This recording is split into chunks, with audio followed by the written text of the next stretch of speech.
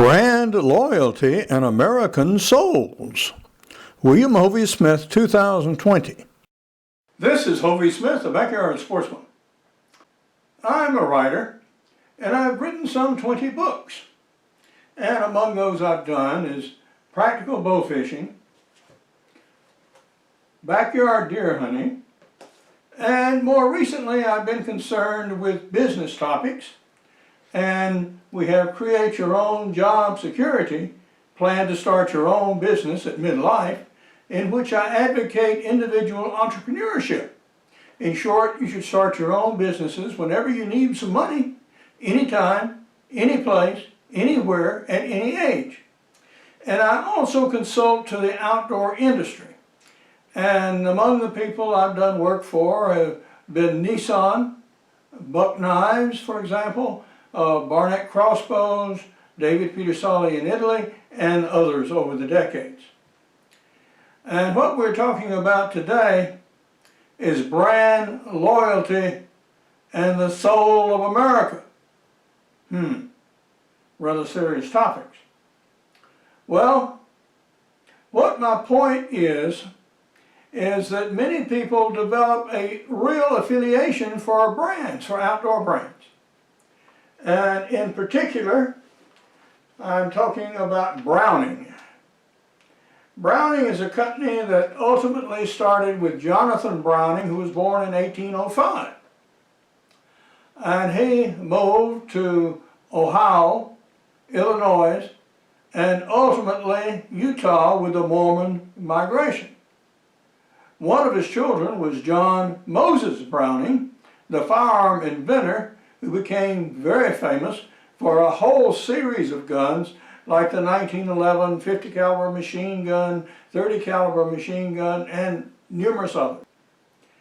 Well, Browning started out as a gun maker, meaning Jonathan Browning, and he passed this instinct or genes or whatever on to John Browning in double doses. Well, John Browning made a successful company out of his operation that ultimately was spun off separately. Now, in more recent years, companies have tended to expand. And in the outdoor field, not only did you, say, make guns, but in more modern times, you offered not only a wider variety of guns, instead of just military models, you went to sporting guns, and it was a logical leap to do accessories like knives, and then to get into specialized hunting clothes, which became more and more specialized in the middle of the 20th century and later. And so Browning did. As a company, it expanded in many different fields, including a line of clothing. Now, I had a friend who was very pleased with Browning products, and so he exclusively and purposefully purchased brand name products. And in particular, this pair of boots. Well, this pair of boots was bought at about the same time and used in some of the same places. He and I hunted together for many years. And this boot has seen better days, but notably, its hard rubber Vibram sole is still intact. Yeah. The leather has been scuffed up and actually cut in places. The weld here at the bottom is starting to break out, but the soles are intact. Now these, as I recall, when purchased, were about $45 boots. Because my friend's boot had the Browning name on it and also features some new Gore-Tex technology, it was considerably higher priced, say about $150. And I recently helped him move some stuff out of a shed, and he'd had these boots in storage for a series of years, 5, 6 maybe. And when we unpacked the box, we were somewhat shocked. the soles had completely and utterly disintegrated. Gone. What? Now, he didn't hunt near as much as I do.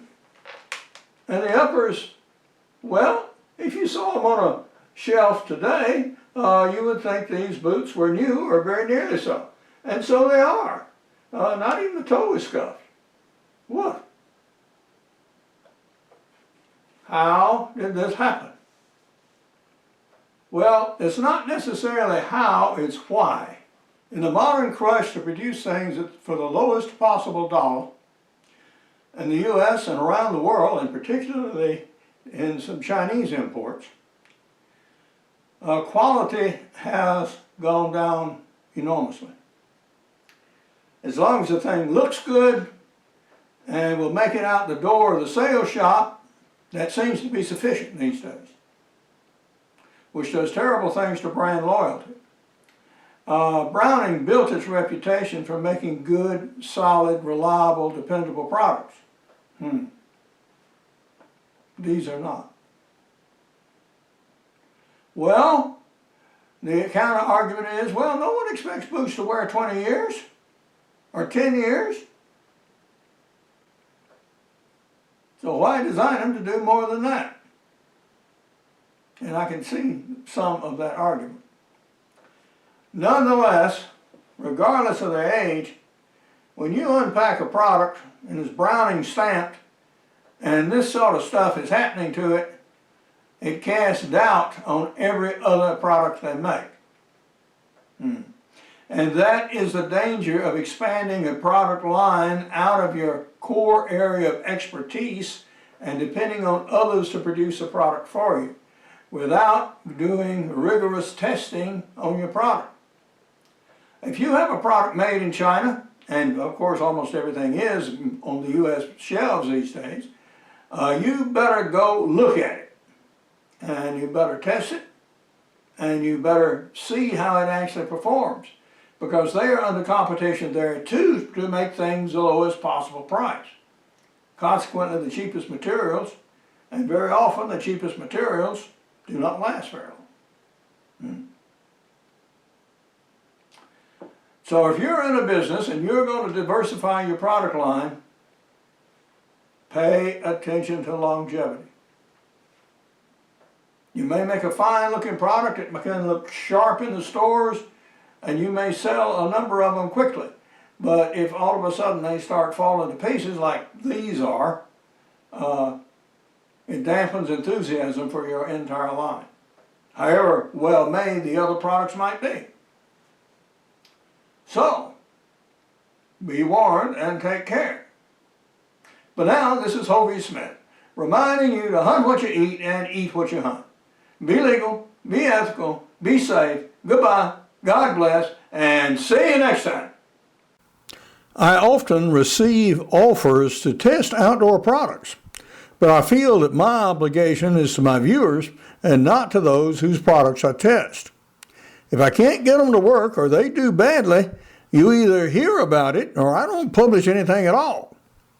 If you would like to know more about my outdoor books and more than 825 videos, go to www.hoveysmith.com. If you'd like to learn more about my business book, Make Your Own Job Security, go to makeyourownjobsecurity.com. To learn more about my new novel, screenplay, and movie, Father of the Grooms, go to fatherofthegrooms.net. Good hunting and good eating from the outdoors. Goodbye, and God bless.